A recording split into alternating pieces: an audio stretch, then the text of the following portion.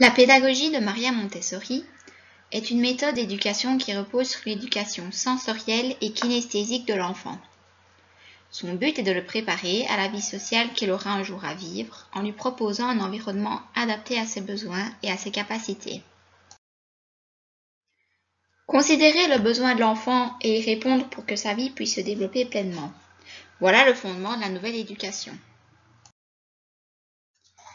Les grands objectifs de cette pédagogie sont de développer chez l'enfant l'autonomie, la confiance en soi, l'auto-éducation et le sentiment de liberté conjugué à celui de la responsabilité.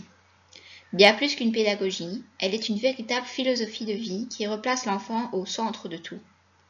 L'homme est en paix avec lui-même si la base de sa vie, qui est l'enfance, est heureuse et épanouie.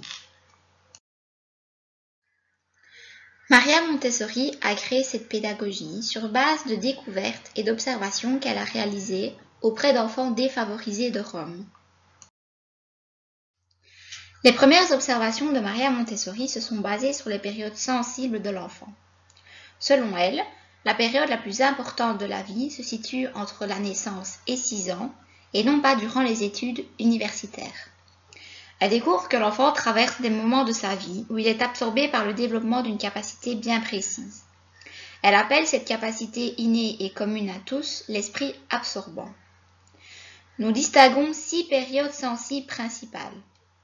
La sensibilité à l'ordre, la sensibilité au mouvement, la sensibilité au raffinement sensoriel, la sensibilité au langage, la sensibilité à la vie sociale, la sensibilité aux petits objets. Ces dernières sont vécues par tous les enfants, mais pas forcément au même âge ni avec la même intensité. Le cadre, l'ambiance dans lequel l'enfant se trouve, doit susciter en lui le désir d'apprendre et éveiller sa curiosité, d'où l'importance d'un environnement adapté à ses besoins, autant à l'école qu'à la maison. L'environnement dans lequel se développe l'enfant doit l'amener à s'épanouir sans intervention de l'adulte. Il faut organiser le lieu dans lequel évoluent les enfants, à la fois l'espace, les éléments qu'il contient et les règles de vie. Les environnements se doivent d'évoluer également puisque les enfants évoluent en fonction des étapes de développement qu'ils traversent.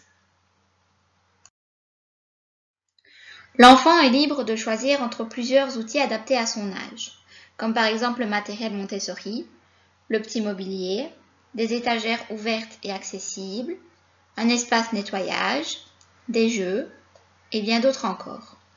Dans son ouvrage L'esprit absorbant, Maria Montessori explique l'importance de la manipulation d'objets dans le développement intellectuel de l'enfant. Utiliser ses mains pour manipuler et toucher des objets lui permet d'acquérir de nouvelles connaissances sur le monde qui l'entoure. Les classes Montessori sont conçues pour répondre aux besoins de développement de chaque enfant à chaque étape de sa vie. Cet espace classe doit lui permettre de prendre soin de son environnement et de lui-même. Une autre observation de Maria Montessori se porte sur l'adulte. Elle remarque en effet qu'en supprimant certaines traditions éducatives, l'enfant est capable de développer ses capacités sans aide de l'adulte. Le rôle de l'adulte est d'observer l'élève, de cibler la période sensible, de lui proposer des présentations et lui montrer comment faire, de l'encourager et surtout de ne jamais faire à sa place ou mettre le doigt sur ses erreurs. Ici, l'adulte est un guide pour l'enfant. Maria Montessori disait « Toute aide inutile est une entrave au développement de l'enfant ». Un autre principe de la pédagogie Montessori est le libre choix de l'enfant. Ce libre choix intervient à plusieurs niveaux. L'enfant choisit son travail, sa place et le temps que dure la manipulation. Grâce au matériel facilement accessible, l'élève choisit l'activité sur laquelle il veut travailler en suivant sa propre volonté et non celle de l'enseignant. Il s'installe là où bon lui semble, sur une table, sur un tapis, sur un coussin ou encore à terre. Il peut faire et refaire l'activité autant de fois qu'il le souhaite. Répéter la manipulation permet à l'enfant de développer sa concentration, de satisfaire sa curiosité et de répondre à sa recherche personnelle. Ainsi, il ne s'arrête de travailler que lorsqu'il estime avoir la satisfaction. Une fois le travail terminé, l'élève doit ranger lui-même le matériel au bon endroit.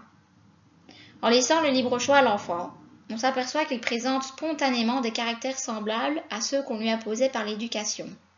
L'ordre, le silence, l'obéissance et la sensibilité morale.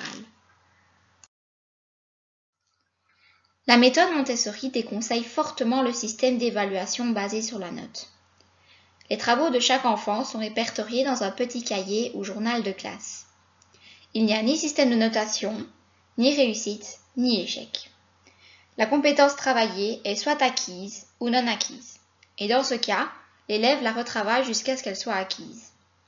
L'enfant repère lui-même ses erreurs. Cette décision permet d'éviter les frustrations, d'améliorer la confiance en soi, et permet à l'enfant de comprendre dès son plus jeune âge que l'épanouissement personnel est l'objectif ultime.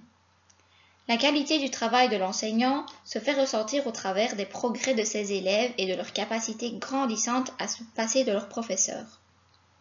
Le stress, la peur d'échouer et la promesse d'une récompense sont des éléments nocifs à la construction de l'intelligence et à l'épanouissement, car ils détournent l'attention de l'objectif premier de l'enfant lorsqu'il est dans une démarche d'apprentissage et l'empêchent de suivre ses propres motivations intrinsèques.